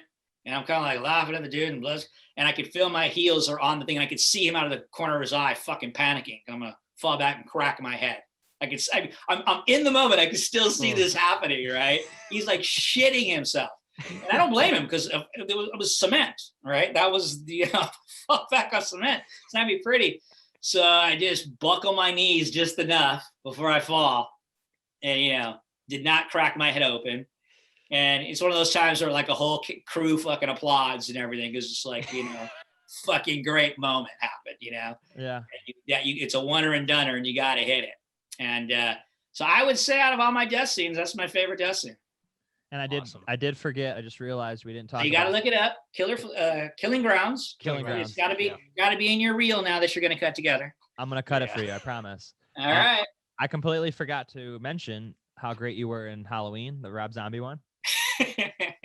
How was that working with him? He's a creative genius.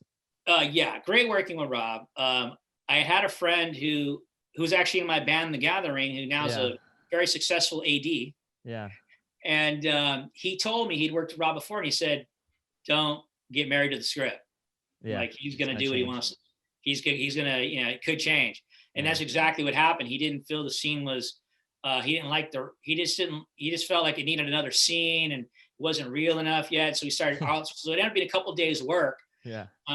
As opposed to like a day's work, and was I always tell people it's the only time I ever saw nobody be at the monitor except him. Like usually everybody crowds around the monitor watching the scene. That's what they do, and to the point where it's like annoying, right? Like I let this guy.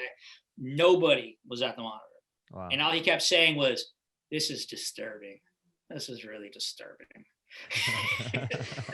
and so you go, well, I guess that's good, right? It's that kind of movie.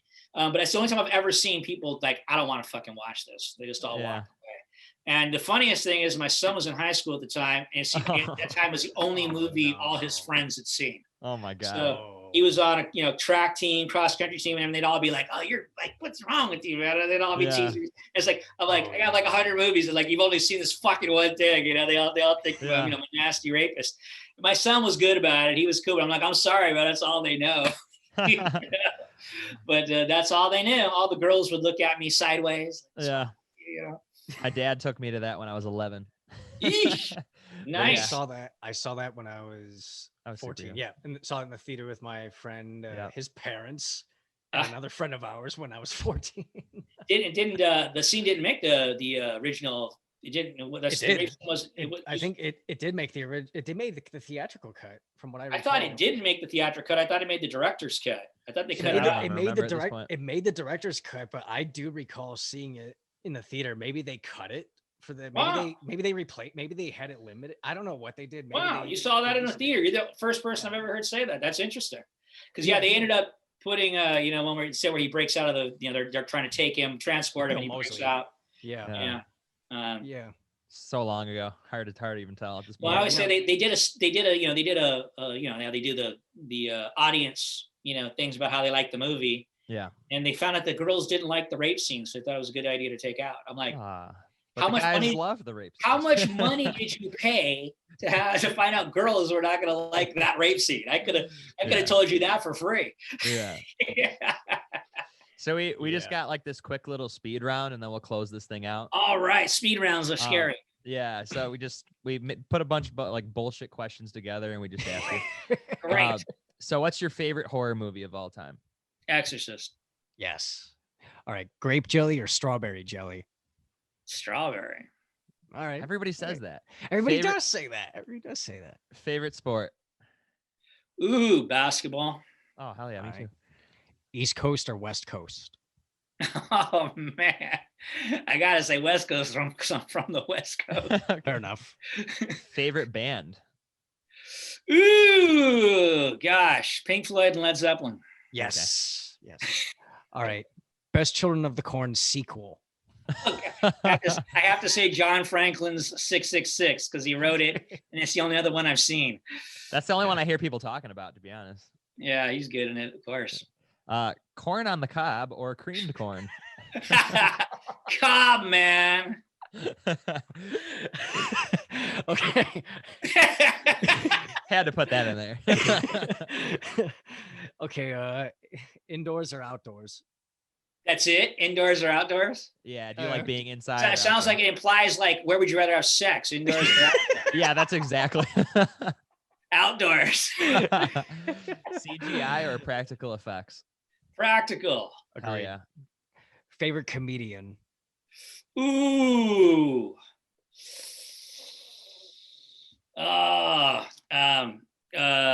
Probably Chappelle, man. Yes. Okay, Absolutely. I gotta say something about Chappelle him. show is like unbelievable.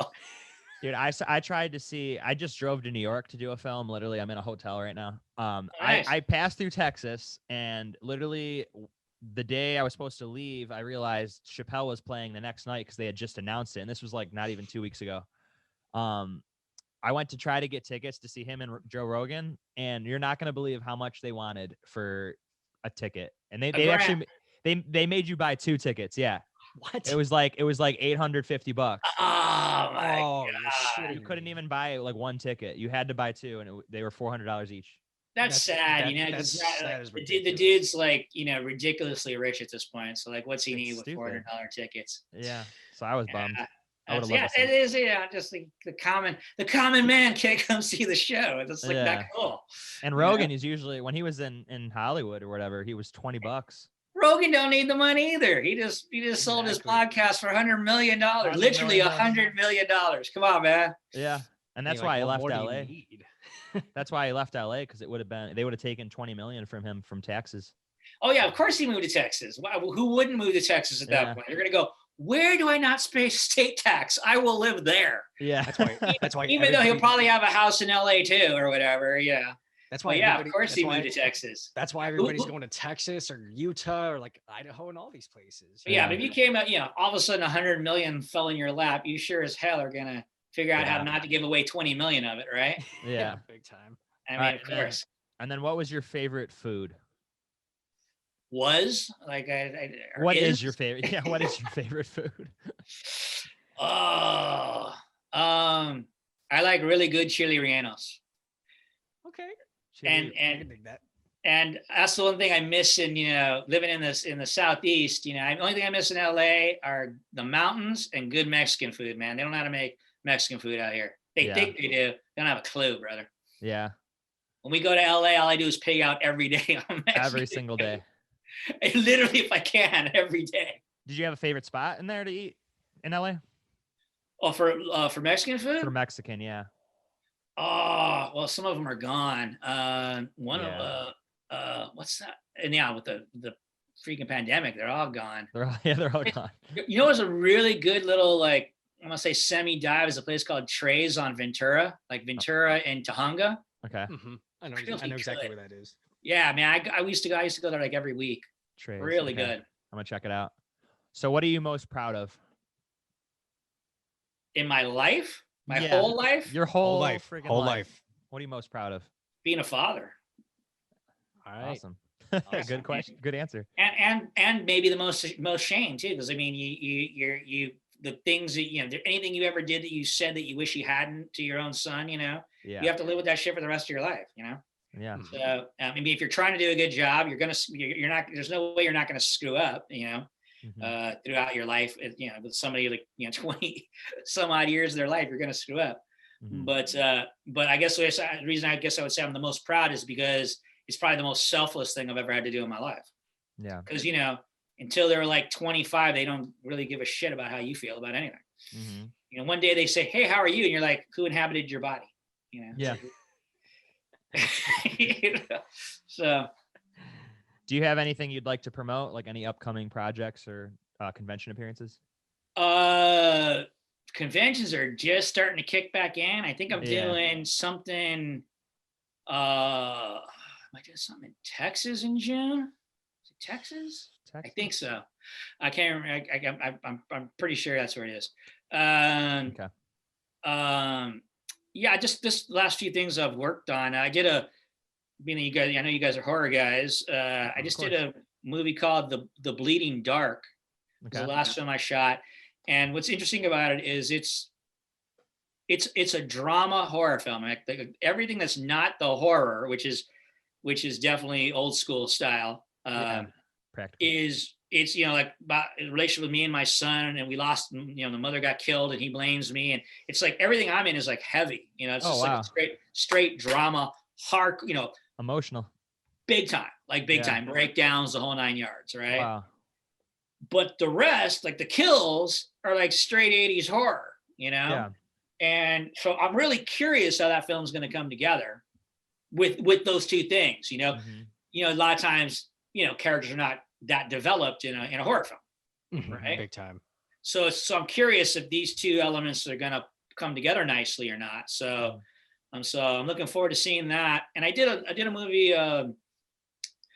called River. That's it's sci-fi in nature, but it's really just like 4 or 5 people are in the whole movie, and it's not like, it's like there's not a lot of real effects or anything.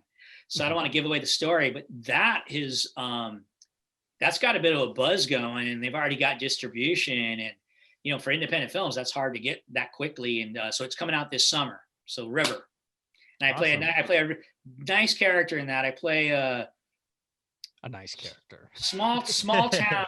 So it all takes place in a small town. I play this guy who owns an antique store. Who was very good friends with the mother of the leading girl, but he's also this local psychologist in town too. So I got the COVID beard like this long. Yeah. And it's just I don't get to play characters like that. I don't get to play someone so warm. Yeah. And so I love the character in that it's something people probably haven't seen me do. Oh, that's very cool. I definitely want to see that. Awesome. Sure. Well, we got some sweet stuff to look forward to then. Yeah. Well, hopefully we'll see you at a convention back out here in the LA area when you're in the neck of the woods again. Yeah, absolutely. Yeah, I think there's some talk about me doing a movie in June in LA. Oh, so awesome. and that's for the same producer who did The Bleeding Dark. So Cool. I'm just waiting for a script, and but that's the word, June or July. So yeah, man, if I'm back in town, I'll let you know, and we'll go to Trey's and get some chili rellenos, Holmes. Hell yeah. Absolutely. Awesome. Well, thank you so much for doing this. This was a lot of fun. Yeah, man. Enjoyed Yeah, it. it was good. It was good. Thank you, guys. Check out Journeyman right now on Spotify, and is it on YouTube? Yes. The full thing. Okay, perfect. Awesome. Yep. Take care, All right. Courtney. Thanks, you. guys. See you, brother. Have See a good ya. one.